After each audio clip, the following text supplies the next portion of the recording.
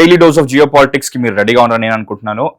నేనైతే రెడీగా ఉన్నాను, ఎందుకంటే I have senior political analyst and senior journalist Sri Suresh Kochittil గారు విత్. సార్ నమస్కారం, welcome to Hit TV studio. మా మైక్ అడ్డంగా ఉంది, అందుకని నేను సైడ్ నమస్కారం పెడుతున్నాను లైక్ లారెన్స్. ఎలా ఉన్నారు sir? All good, all good. But geo politics లెవెల్లో ఇజ్రాయెల్ ఎలా ఉంది, టర్కీ ఎలా ఉంది, సిరియా ఎలా ఉంది, అమెరికా ఎలా ఉంది? ఎందుకంటే జియో పాలిటిక్స్ కి సంబంధించిన ఈ వార్ ఏదైతే అవుతుందో మనం ఒక హుక్ తో వదులుతాము, లెట్స్ హోప్ అనే దాంతో ఎండ్ చేస్తాం, టు బి కంటిన్యూడ్ లాగా. బట్ ఈ రీసెంట్ పరిణామాలు చూస్తేనేమో మళ్ళీ బాంబింగ్ జరిగింది, ఎవరిపైన చేశారు, అండ్ కొన్ని రిలేటెడ్ స్టఫ్స్ ఉన్నాయి, లైక్ రిలేటెడ్ డాట్స్ ఉన్నాయి. వాటన్నిటి కనెక్ట్ చేసుకుంటే ఓకే, దీని అన్నిటికీ కారణం ఎవరనేది ఇప్పుడు మనకి ఎలాగో తెలియబోతుంది. ఎక్కడి నుంచి స్టార్ట్ చేద్దాం సార్? ఇన్ఫాక్ట్ మనం మాట్లాడే వారం పాయింట్ అనుకుంటా. అవును sir, geo politics speaking only on local issues and national issues. అవును సార్. ఈ యుద్ధం ఎక్కడికి వెళ్ళట్లేదు ఇప్పుడు, అదే పెద్ద ప్రాబ్లం అయిపోయింది. దీనికి ఒక ఎండింగ్ లేదు. ఒకవైపు మన రష్యా యుక్రెయిన్ వార్ చూసి నవ్వుకుంటున్నాం, మనం 4 సంవత్సరాల నుంచి కొట్టుకుంటున్నారని. ఇది కూడా ఒక ఫస్ట్ యానివర్సరీకి వెళ్తుంది అనుకుంటాను త్వరలో. ఎందుకంటే ప్రెసిడెంట్ ట్రంప్కి ఏమో దీని నుంచి బయటపడాలని ఉంది, కానీ ఆయన బయట రాలేకపోతున్నారు. దానికి చాలా కారణాలు మనం దీనికన్నా ముందు కూడా డిస్కస్ చేసాం. ఒకటి, America boots on the ground పెట్టడానికి రెడీగా లేరు, అంటే వాళ్ళ ఆర్మీని దింపడానికి రెడీగా లేరు గ్రౌండ్లో, ఇరాన్లో. అప్పుడే మార్పు వస్తుంది, లేకుంటే రాదు. అది మీరు వెనజువేలాలో చూశారు, ఇరాన్లో చూసారు, ఇరాక్లో చూసారు, ఆఫ్ఘనిస్తాన్లో చూసారు, సిరియాలో చూసారు. ఎక్కడ కానీ unless you have boots on the ground జరగదు. లేకుంటే మీ మనుషులు ఉండాలి చేయడానికి. లైక్ సిరియాలో ఉన్నట్లు, సిరియాలో వాళ్ళ ఏజెంట్స్ చేసుకున్నారు, బంగ్లాదేశ్లో అపోరోలు చేసుకున్నారు అక్కడ ఉన్న స్టూడెంట్స్. అట్లాంటి మనుషులు డబ్బులు ఇచ్చి పెట్టుకోవాల్సి వస్తుంది మీరు.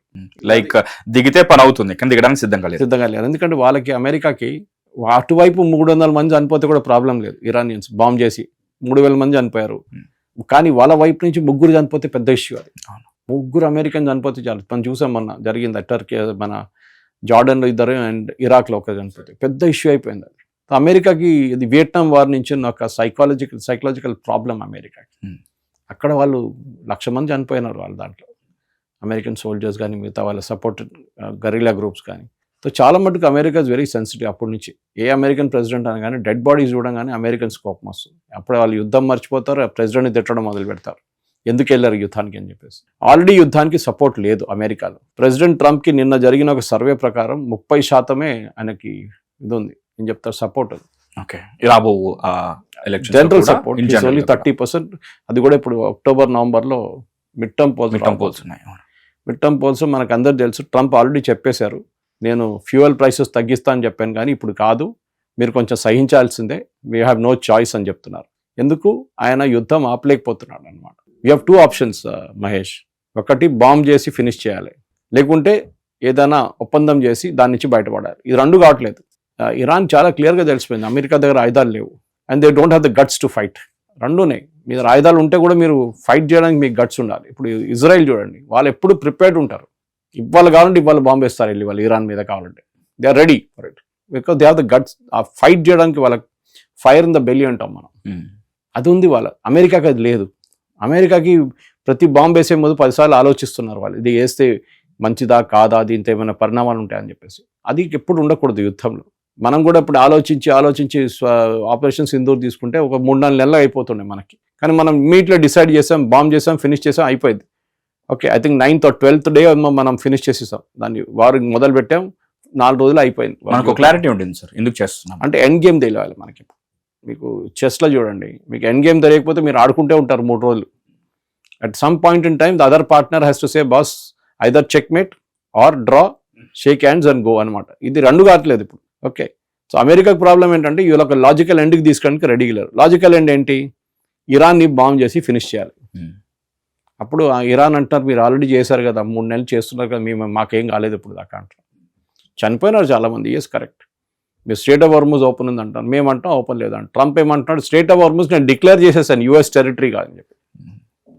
స్ట్రేట్ ఆఫ్ హార్మజ్ని US టెరిటరీగా డిక్లేర్ చేసేసారంట ట్రంప్.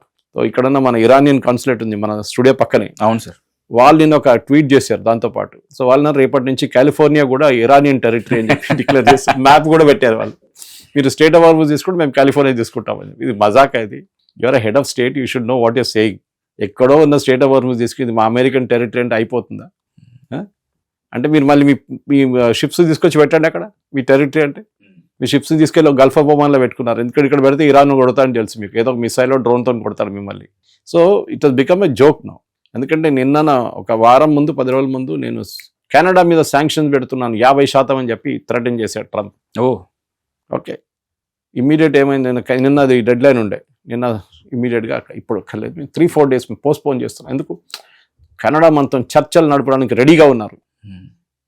ఈయన ఇప్పుడు చెప్తూనే ఉంటారు, ఇరాన్ మన చర్చలు నడుపుతున్నారు, అయిపోయింది, మేము సంతకం పెట్టాల్సిన అంతే అని చెప్పేసి ఇట్లా చెప్తూనే పోతూనే ఉంది. అది that's a contradiction they face today. ఈయనేమన్నాడు, ఏ చర్చలు లేదన్నాడు, మేము ఇరాన్తో అసలు మాట్లాడలేదన్నాడు. ఇమ్మీడియట్లీ వాళ్ళ సన్నిన్లా 2 నిమిషాల తర్వాత ఆయన సన్నిన్లా అంటున్నారు, జారెడ్ కుష్నర్, మేము ఇరాన్తో మాట్లాడుతాం అంటే ప్రెసిడెంట్కే తెలియదు మాట్లాడుతున్నారు, లేకుంటే మాట్లాడలేదు ఆయనకు, అది కూడా తెలియదు ఆయన. సో ఇప్పుడు ఎట్లయిపోయిందంటే the entire thing has become a joke Mahesh. ఎందుకంటే యుద్ధం అనేది it's a no brain game. అది ఎప్పుడైనా నష్టాలు ఉంటాయి దాంట్లో. ఏ యుద్ధంలో నష్టాలు లేకుండా మ్యాన్ పవర్ కానీ, ఎక్విప్మెంట్ కానీ, మిసైల్స్ కానీ, మీ స్ట్రెస్ లెవెల్స్ కానీ అన్నీ ఉంటుంది యుద్ధాల్లో. 4 సంవత్సరాల నుంచి కొట్టుకుంటున్నారు ఎవరు, ఇక్కడ యుక్రెయిన్ అండ్ రష్యా. వాళ్ళ మెంటల్ స్టేట్ ఆలోచించండి. రోజు పొద్దున్న లేవగానే మిసైల్, రోజు పొద్దున్న లేవగానే డ్రోన్లు, ఇక్కడ కొడతారు, అక్కడ కొడతారు, అక్కడ కొడతారు, ఇక్కడ కొడతారు, నష్టాలు. ఎండ్ లేదు. ఎండ్ లేనప్పుడు ఎన్ని రోజులు నడిపించుకుంటారు ఇట్లా? ఇప్పుడు అదే అయిపోయింది ఇక్కడ కూడా. చిన్న ఒక ఎక్స్కర్షన్ చేసాం మేము, అయిపోతే 2 వారాలు అన్న ట్రంప్ మొదలైనప్పుడు. 2 వారాలు పోయి ఇప్పుడు ఫిబ్రవరి అయిపోయింది, మార్చ్, ఏప్రిల్, మే, జూన్, జూలై, ఆగస్ట్. ఓకే, 6 నెలలు అయిపోతుంది వర్క్. రీసెంట్లీ మనం సంథింగ్ ఒక mile stone date 160 days cross అయిపోయింది సార్. అది అయిపోయింది అదే. సో 6 నెలలు అంటే మీరు ఆల్మోస్ట్ టాకింగ్ 180 days అక్కడికి వచ్చేస్తుంది. ఇప్పుడు we already August now 21st. So అట్లాంటి పరిస్థితుల్లో ఇప్పుడున్న దాంట్లో ట్రంప్ బయటికి రాలేకపోతున్నారు. The Abraham Lincoln issue was చాలా బిగ్ ఆఫ్ ఫియాస్కో. ఎందుకంటే వాళ్ళ aircraft carrier, one the biggest aircraft carrier Abraham Lincoln లో 9 నెలల నుంచి ఇట్ ఇస్ అట్ సీ, అంటే ల్యాండ్ టచ్ చేయలేదు. దాంట్లో ఉన్న మనుషుల సంగతి ఆలోచించండి. 9 నెలలు మీరు ల్యాండ్ లేకుండా, మీరు కొంచెం షిప్ నుంచి బయట దిగి అరే కొంచెం నడుచుకుంటూ వద్దామని చెప్పి వెళ్తే ఏం కావట్లేదు. మీరు షిప్లో నడవచ్చు, చాలా పిచ్చిలాగే సిటీ, సూపర్ మార్కెట్స్ ఉన్నాయి, రెస్టారెంట్స్ ఉన్నాయి, దాంట్లో సినిమా థియేటర్స్ ఉన్నాయి, అన్నీ ఉంటాయి దాంట్లో. కానీ that doesn't replace the actual one. మీ ఫ్యామిలీని చూడలేదు, మీరు ఫోన్లో మాట్లాడుతున్నారు కరెక్టే, వీడియో కాల్ చేస్తున్నారు, కానీ ఫ్యామిలీని ఫిజికలీ కలవడం కావట్లేదు. Land is land, sea is sea. అంటే మెయిన్లీ ఒక అమెరికన్ నేవల్ ఎక్స్పర్ట్స్ కూడా ఏం చెప్తున్నారంటే, రిటైర్డ్ అడ్మిరల్స్ అందరూ 6 నెలల పాటు ఇట్స్ ఓకే, దాని తర్వాత తట్టుకోలేరు వాళ్ళు, they cannot handle it anymore. So వాళ్ళ నడిమిట్లో ప్రెషర్ స్టార్ట్ అయింది, సైకలాజికల్ ఇష్యూస్ స్టార్ట్ అయింది, క్లాస్ట్రోఫోబిక్, దాని లోపల గొడవలు మొదలైనంట, సబ్బులు లేవంట స్నానం చేయడానికి, తినడానికి తిండి లేదంట కరెక్ట్గా. ఇది యుద్ధం మొదలైనప్పుడు మహేష్, అది మన దగ్గర మన ప్రేక్షకులు చాలా మందికి తెలియదు. I think the 2nd month అనుకుంటాను, మోదీ గారికి ఒక ఫోన్ వచ్చింది. ఓకే, ట్రంప్ దగ్గర నుంచి వాళ్ళు మాట్లాడుతున్నారు, రెగ్యులర్ కాల్ మాట్లాడుతూ I will ask Marco Rubio to call Jaishankar అన్నారు. ఓకే, నో ప్రాబ్లం అని మోదీ అన్నారు. ఓకే, వాళ్ళు మాట్లాడుకునండి, వాళ్ళిద్దరు ఒకటే లెవెల్ కదా, ఈయన ఫారిన్ మినిస్టర్, ఆయన సెక్రటరీ ఆఫ్ స్టేట్. కాల్ అంతా అయిపోయిన తర్వాత జయశంకర్కి కాల్ వచ్చింది మార్కో రూబియో దగ్గర నుంచి. ఏంటండి, ఆల్ గుడ్, చిన్న ఫేవర్ జయశంకర్ గారు, ఏంటి, and this is recorded by the way, record కాదు, it's the entire conversation was recorded, transcribed. ఏంటంటే మా దగ్గర మాకు 2 ఎయిర్క్రాఫ్ట్ క్యారియర్ ఉన్నాయి గల్ఫ్ ఆఫ్ ఒమాన్లో, అప్పుడు 2nd month బాంబింగ్ నడుస్తుందంతా. మాకు ప్రాబ్లం ఏంటి, మాకు ఫుడ్ లేదు, మాకు అక్కడ ఫుడ్ దొరకట్లేదు. ఈ గల్ఫ్ అలైస్ ఎవరు ఫుడ్ ఇవ్వడానికి రెడీగా లేరు. పక్కన ఒమాన్ ఉన్నారు, పక్కన సౌదీ అరేబియా ఉంది, పక్కన ఖతార్ ఉన్నారు, వాళ్ళు ఎవరు ఫుడ్ ఇవ్వడానికి రెడీగా లేరు. ఫుడ్ ఇవ్వాలంటే మీరు షిప్ తీసుకురావాలి, ఇంకో షిప్ తీసుకొచ్చి ప్యారలల్ గా దానికి ట్రాన్స్పోర్ట్ చేస్తారు. రెగ్యులర్ గా నడుస్తూ ఉంటుంది ఎయిర్క్రాఫ్ట్ క్యారియర్లో ఎవ్రీ వీక్. ఎందుకంటే ఫ్యూయల్ ఉండాలి, వాళ్ళు ఫ్యూయల్ ట్రాన్స్పోర్ట్, ఫ్యూయల్ పెద్ద షిప్ వస్తుంది, ఫ్యూయల్ది వచ్చి మన పంపులు ఎట్లా నింపుకుంటాం, ఇక్కడ నుంచి ఒక ట్యూబ్ అక్కడ పంపిస్తారు, వాడు దాంట్లో నింపుకుంటే పోతాడు ఇంజిన్లో. సో వాళ్ళ ఫ్యూయల్ ట్యాంక్లో ఫుడ్ కూడా అంతే, ఎవ్రీథింగ్ ఇట్స్ ఫీడ్స్. మీరు వీడియోలు ఉన్నాయి చాలా మటుకు యూట్యూబ్లో చూడండి, హౌ దే ఫీడ్ 600 మంది 700 మంది ఒక అంటే ప్రతిరోజు ఎయిర్క్రాఫ్ట్ క్యారియర్ లో 6 నెలలు ఉండాలంటే దానికి బ్రేక్ఫాస్ట్, దానికి లంచ్, ఇన్వెంటరీ, డిన్నర్, మళ్ళీ రాత్రిపూట ఉన్నది అన్ని మెయింటైన్ దాంట్లో చేయాల్సి వస్తుంది. And then laundry, waste disposal, medicines. Waste disposal ఆలోచించి మిడిల్ ఆఫ్ సీ దాన్ని కంపోజ్ చేసి ఎట్లా చేస్తా చూపిస్తారు వాళ్ళు. ఓకే, సో జయశంకర్ గారికి ఫోన్ చేసి ఫుడ్ లేదంటే, Jayashankar no problem, we'll give, మీరు మెనూ ఇచ్చేసేయండి, మీకు రా మెటీరియల్స్ ఏమేమి కావాలి చెప్పండి, మేము పంపిస్తాం, మా గుజరాత్ కోస్ట్ నుంచి బొంబాయి కోస్ట్ నుంచి పంపించాం.